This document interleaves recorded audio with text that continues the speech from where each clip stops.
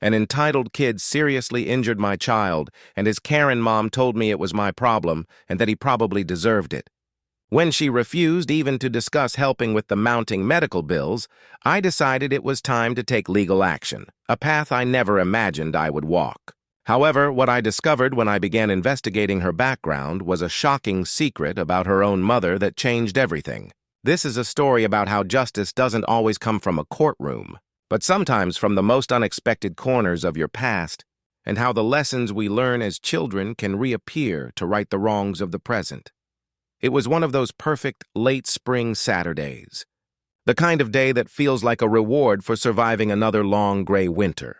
The sun was warm on the skin, a gentle breeze was rustling the newly green leaves, and the air was filled with the pure, chaotic symphony of childhood. Shrieks of laughter, bellowed negotiations over toys, and the rhythmic squeak of swing sets. My son, Liam, who was 7 at the time, was practically buzzing with an energy that could have powered the whole neighborhood. He's a sweet, wonderfully cautious kid, the type to hang back and observe the social ecosystem of the playground before jumping into the fray. He feels things deeply and always leads with kindness, once spending 10 minutes trying to help a worm get back to the grass from the hot pavement. But the new playground at the community park with its giant, brightly colored castle play structure was just too tempting for even him to resist. We'd been there for about an hour. I was settled on a bench with a book I wasn't really reading, the pages unturned as I kept a loving eye on Liam navigating the sea of other kids. That's when I first noticed them, an unwelcome disturbance in the otherwise peaceful scene. The kid, who I'd later learn was Kevin, was a couple of years older than Liam, maybe 9 or 10. He had this forceful, almost aggressive energy about him. While other kids were taking turns, he was basically monopolizing the main slide, cutting in line, and physically shoving smaller kids out of his way without a second thought. He wasn't just playing. He was conquering, treating the public park like his own personal kingdom. And then there was his mother. She was the absolute picture of a park bench Karen. She sat on the bench directly across from me, decked out in expensive athleisure wear that had clearly never seen a single drop of sweat. The bluish glow of her phone illuminated her face, her thumb engaged in a relentless, hypnotic scroll. She never looked up.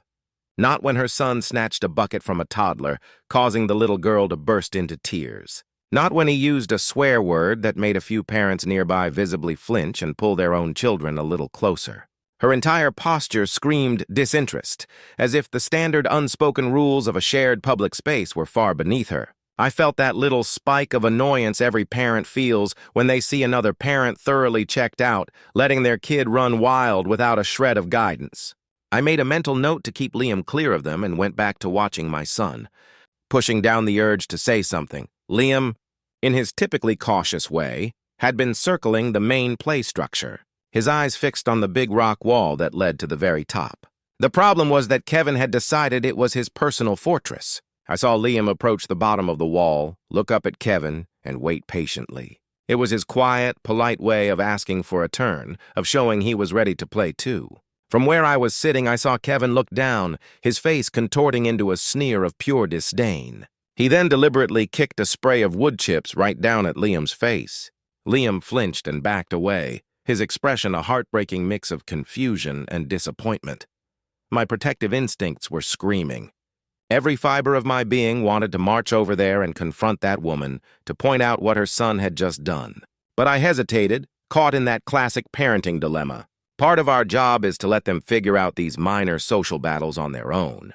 To learn resilience? I told myself it was a small slight, a lesson in dealing with difficult people. I watched as Liam, unwilling to give up on his quest, decided to try a different route, a series of wobbly platforms and ladders on the other side of the structure. He was careful, testing each step before putting his full weight on it. He finally made it to the highest platform, the one that led to the big, thrilling, twisty slide. His face lit up with a proud, triumphant smile as he looked over at me, seeking my approval. I gave him a big thumbs up, my heart swelling with pride. He'd persevered. He hadn't let the bully win. He had found another way. He turned to go down the slide, and that's when I saw Kevin marching across the rope bridge connecting the two towers. He had a look on his face, this focused, aggressive entitlement that made the hairs on my arms stand up. A knot of dread formed in my stomach. It happened so fast, but the image is burned into my memory in excruciating slow motion. Liam was at the top of the slide, turning around to sit down, a picture of innocent achievement. Kevin stormed onto the small platform, his eyes locked on the slide entrance, which he clearly wanted for himself. He didn't say, "Excuse me." He didn't ask for a turn. He didn't even seem to register Liam as a person. He walked straight up to my son, who was smaller and lighter, and with two open hands, he shoved him. Hard. It wasn't a playful push or a careless bump. It was a violent, deliberate act of aggression. Liam, utterly unprepared for the assault, was knocked completely off balance. His back was to the open side of the platform, a spot that was supposed to be protected by a yellow safety railing. But he was small enough, and the shove was forceful enough, that it sent him tumbling right under it. For a split second that stretched into an eternity, he just hung in the air, his eyes wide with shock and disbelief. And then he fell. It was a 10-foot drop onto the dense layer of wood chips below. The sound was sickening, something I will never unhear. It wasn't the loud, dramatic thud you hear in movies, but a soft, heavy, compact impact, followed by a sound that will haunt me for the rest of my life. A sharp, piercing scream of pure, unadulterated agony from my child. The world stopped, the cheerful sounds of the park vanishing into a vacuum, and then snapped back into frantic, terrifying motion. I was running before I even consciously realized I was off the bench. My book hit the ground with a silent thud, forgotten. The happy playground noises had died, replaced by shocked gasps, and the eerie, sudden silence of children who instinctively knew that something was truly, deeply wrong. I reached him in seconds. He was curled into a tight ball on his side, his face chalky white and streaked with tears, his right hand cradling his left arm as if trying to hold it together. The arm itself, it was bent at an angle that arms are not supposed to bend. Just below the elbow was an unnatural, sickening curve. My stomach lurched, and I fought back a wave of nausea. I knelt beside him, my hands hovering, terrified to touch him and cause even a flicker of more pain. "It's okay, sweetie. It's okay. Mommy's here," I choked out, the words feeling utterly hollow and useless against the reality of his suffering. Other parents started to gather, their faces a mixture of horror and concern. One mom was already on the phone, her voice urgent as she called for an ambulance. Another woman, a nurse as it turned out, came over and knelt beside me. "Don't move him," she said calmly but firmly, her professional demeanor cutting through my panic. "Just keep talking to him. The ambulance is on its way." Through the thick fog of my fear, I looked up, my eyes scanning the crowd of faces for her, for the mother of the boy who committed this act. And then I saw her. She was sauntering over from her bench, her phone finally by her side, tucked into her back pocket. There was no urgency in her walk, no horror on her face, no concern in her eyes. Just pure, unadulterated annoyance, as if this whole traumatic event was a massive, inconvenient interruption to her scrolling. She stopped at the edge of the small circle of concerned parents, her arms crossed defensively over her chest. "What's all the drama about?" she asked, her voice dripping with a condescension that was almost surreal. "Did someone get a little boo-boo?" I looked up at her from the ground, my vision blurry with tears of rage and fear. "Your son?" I said, my voice shaking uncontrollably. "Your son pushed him. From the top of the platform." She glanced dismissively up at the towering play structure, then down at Liam, who was letting out small, whimpering sounds of pain, and then back at me, a look of complete, utter disdain washed over her face. "Oh, please," she scoffed, a smirk playing on her lips. "Kevin would never do that. Your son probably slipped and fell. He looks clumsy." The sheer audacity of her statement just stunned me into silence for a second. Around us, a couple of other parents who had witnessed the whole thing started to murmur their disagreement. "We saw it," one dad said firmly, stepping forward slightly. "Your boy ran up and shoved him clean off. There was nothing clumsy about it. The woman, whom I'd soon know as Brenda, shot him an icy glare that could have frozen fire." "Mind your own business," she snapped, before turning her venom back to me. "Look, kids play rough. It's a playground, not a library. They fall. It's called being a boy. Maybe if you're so worried about him getting hurt, you should wrap him in bubble wrap and keep him at home. My son had a visible, serious, bone-deep injury, and this woman was standing there not only denying her son's role, but actively insulting my child and my parenting. The anger that had been simmering inside me just boiled over into a full-blown inferno. "My son's arm is broken because of what your child did," I yelled, my voice cracking with the strain of it all. "He needs to go to the hospital. You need to take some responsibility for this." Brenda actually rolled her eyes, a theatrical, dismissive gesture that communicated her complete lack of empathy. "That's not my problem," she said, her voice laced with a coldness that was simply breathtaking. "I'm not paying for your kid's clumsiness." She then turned on her heel, let out a sharp whistle for Kevin, who was now hiding sheepishly at the other end of the playground, and grabbed his hand. Without a single look back, she walked away, just like that. She just walked away from the scene, leaving my shattered son and me in her wake. The ambulance arrived a few minutes later. The trip to the ER was a blur of wailing sirens, the gentle reassurances of the paramedics, pain meds for Liam that barely touched his agony, and my own frantic cycling thoughts. The hospital was a world of cold, sterile surfaces and fluorescent lights that hummed incessantly. After what felt like an eternity of waiting and filling out forms, the X-rays came back. A clean, displaced fracture of both the radius and the ulna in his forearm. The doctor, a kind but weary-looking man, explained that because of the severity and displacement of the break, Liam would need surgery to put pins in his arm to set the bones correctly. The words surgery, anesthesia, pins, and metal plates just swam in my head, each one a new wave of horror and fear.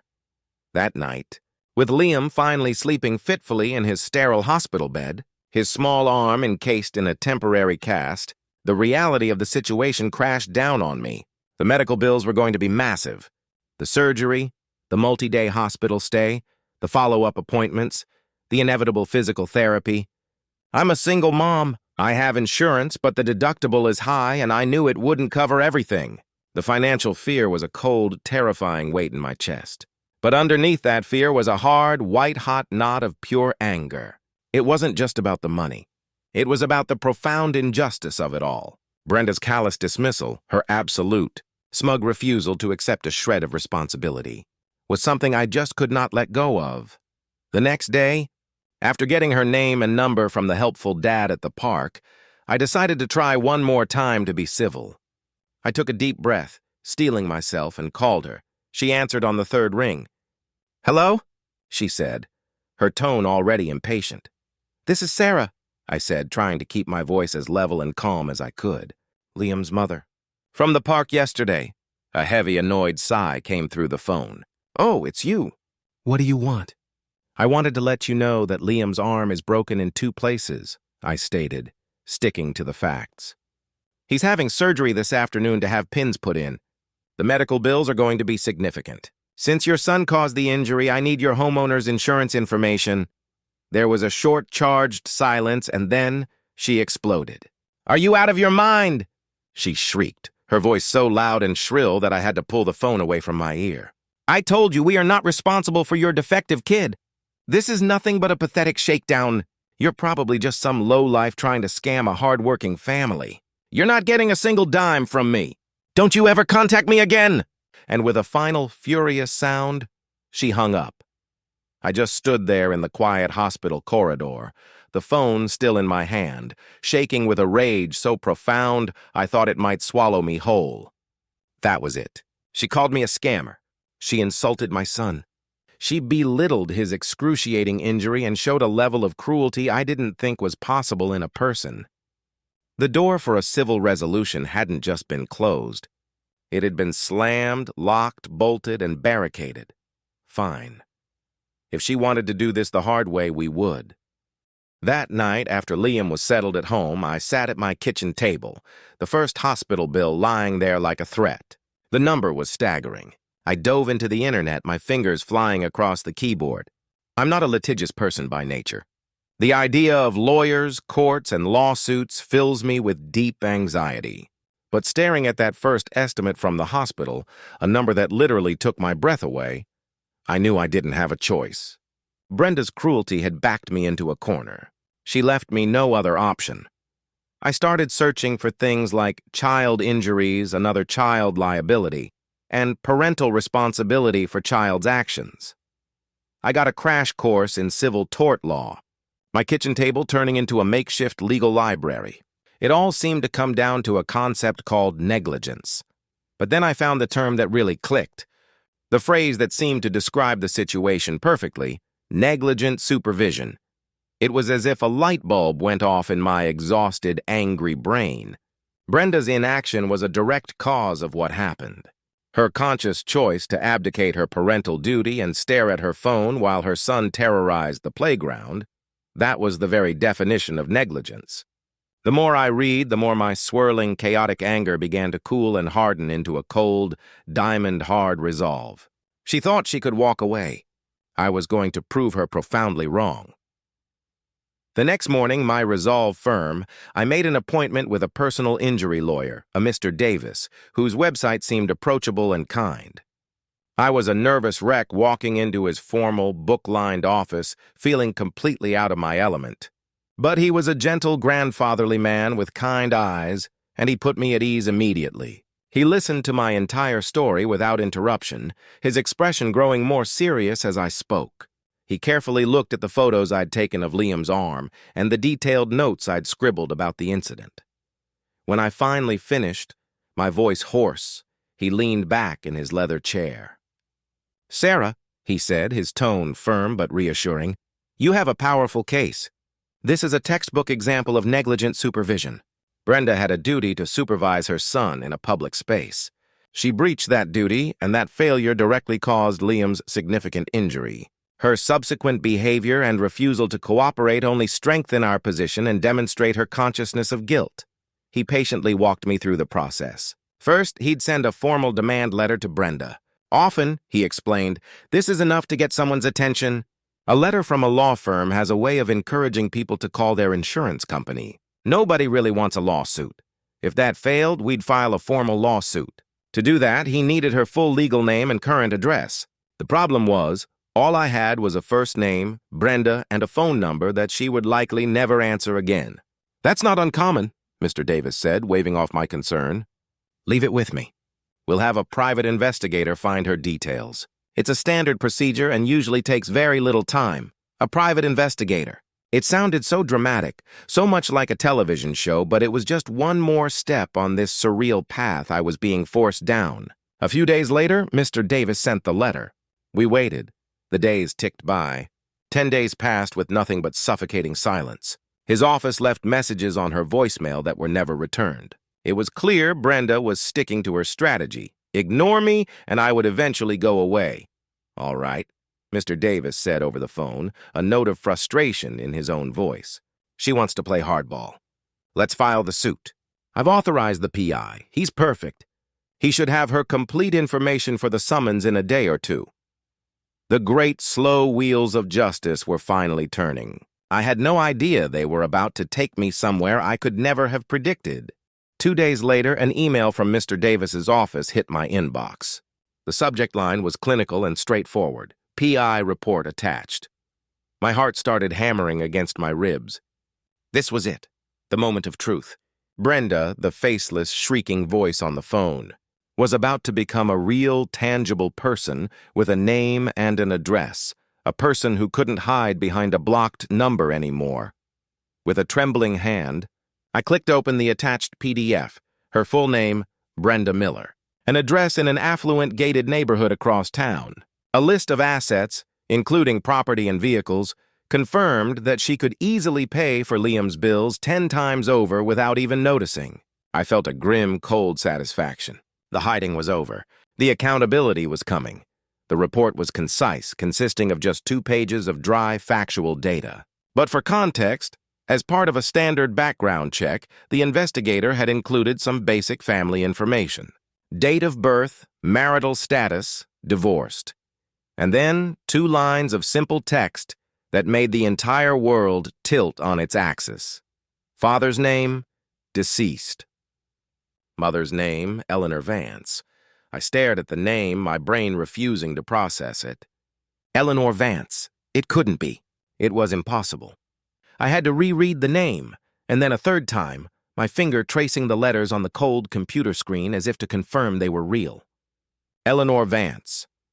It was a name I hadn't consciously thought about in 20 years, but one I had never, ever forgotten. Mrs. Vance had been my 8th grade English teacher, but she was so much more than that. She was the kind of teacher who leaves an indelible mark on your soul, who shapes the person you become. When I was a deeply awkward, painfully shy 13-year-old navigating the treacherous waters of middle school, her classroom was my sanctuary. She was endlessly kind, deeply compassionate, and saw a spark of potential in every student, especially the quiet, overlooked ones like me. She taught us about literature, of course, about Shakespeare and Steinbeck, but she also taught us about integrity, empathy, and the quiet power of taking responsibility for our actions. She had a sign on her wall, a quote from a book I can't remember, that said, "Character is how you treat those who can do nothing for you." That single sentence had become a cornerstone of my own moral compass. My mind flooded with vivid, long-forgotten memories.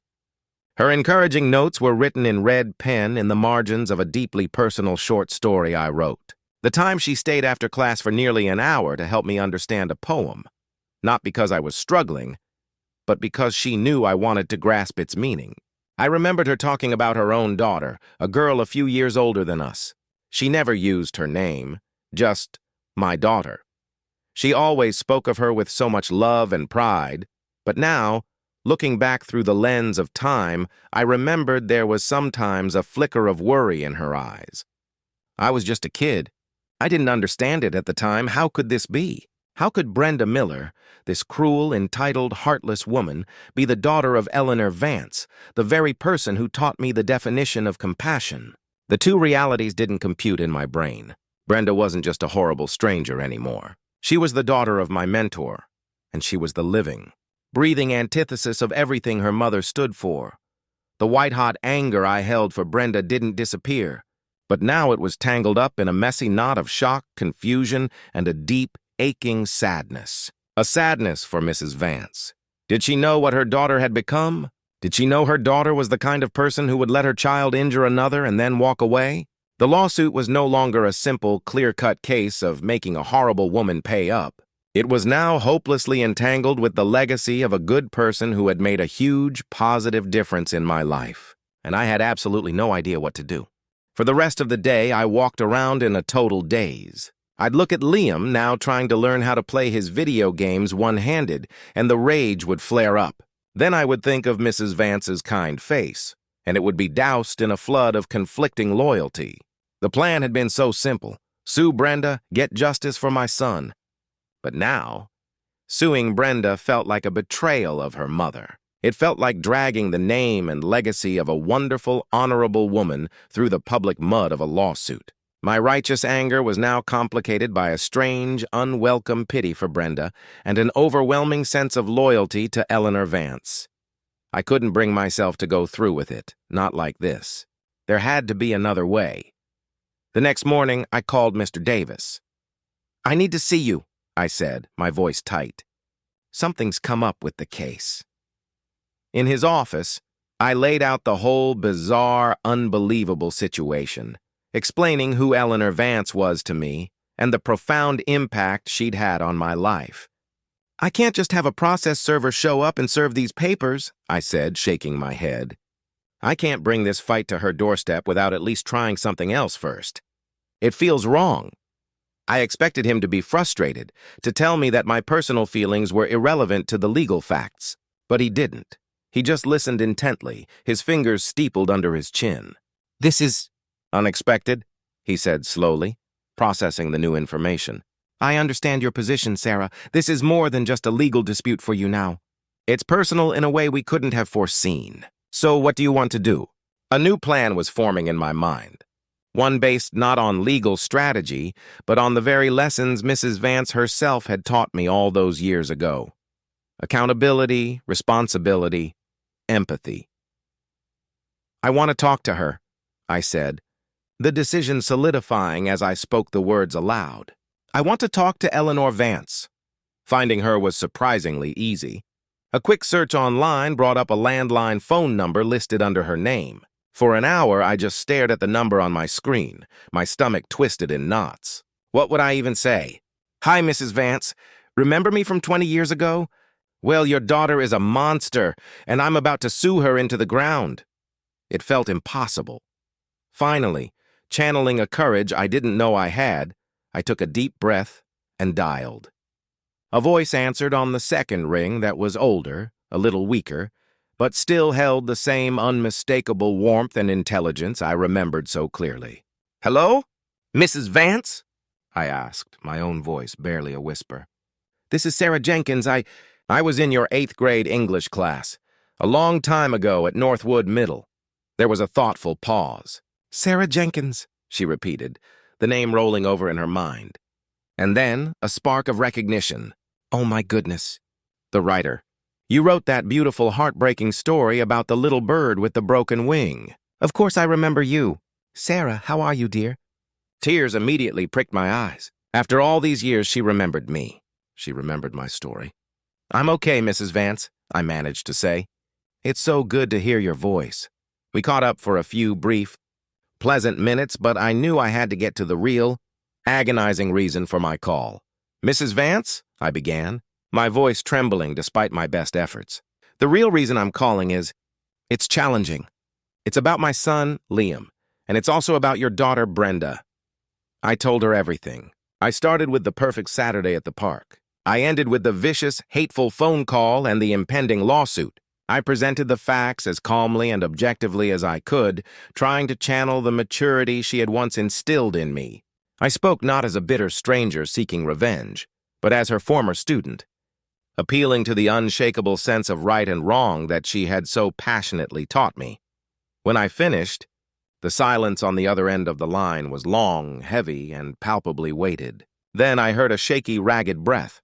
"Oh, Sarah," she whispered, her voice filled with a deep, bottomless sorrow that felt ancient. "I am so sorry. I had no idea." She sounded utterly defeated and heartbroken. We haven't been close for some time," she admitted, her voice cracking with a pain I could only imagine. "She has a temper, a difficult nature, but this is beyond anything I could have imagined. This wasn't a mother making excuses or defending her child. This was a good, decent person learning that someone she loved had caused terrible, preventable harm." "Please," she said, her voice gaining a sliver of its old, familiar firmness. "Don't move forward with the lawsuit. Not yet. Can we meet? Just you and me. I need to see you. I need to make this right." We met 2 days later at a quiet neighborhood coffee shop. When Eleanor Vance walked in, she looked older, of course. Her hair was now a soft silver, and her steps were a bit more measured. But her eyes held the same kind, intelligent light I remembered so vividly from her classroom. She came straight to my table and gave me a warm, firm hug that felt like both a profound apology and a solemn promise. "Tell me about your son," she said as we sat down, her hands gently taking mine across the table. Her touch was warm and steady. I told her about Liam's surgery, about his fear of the hospital, about how he cried at night from the pain. And I saw tears well up in her own eyes and trace paths down her wrinkled cheeks. There are no words. "Sarah, to express how sorry I am," she said, her voice thick with emotion. "This is not how I raised her. I don't know where I went so wrong, but that is my burden to bear, not yours. My family is responsible for what happened to your boy. Entirely responsible. She was everything her daughter was not." Where Brenda was defensive and accusatory, Eleanor was accountable. Where Brenda was cruel and dismissive, Eleanor was empathetic and heartbroken. "I am going to handle this," she said with a quiet finality, a steeliness in her tone that left no room for doubt. It was the same tone she used when she'd tell the class that plagiarism was unacceptable. "You will not have to deal with my daughter again. I promise you that. I will never know the exact words that were said in the conversation between Eleanor and Brenda. Still, Eleanor later told me it was the single most painful and challenging conversation of her life. The results, however, were immediate. The very next day, my phone rang with a number I didn't recognize. It was Brenda.